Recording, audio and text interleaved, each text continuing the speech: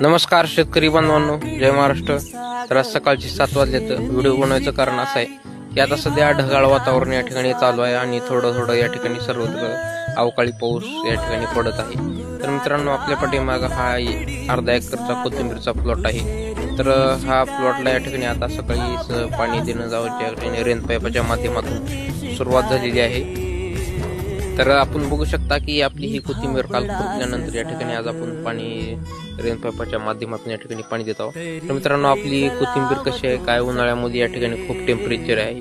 या ठिकाणी 45 लातूरला आमच्या टेम्परेचर असल्यामुळे या ठिकाणी कोथिंबीर थोडी या ठिकाणी दमट म्हणजे थोडं वापणं थोडं म्हणजे वाढ कमी होत आहे.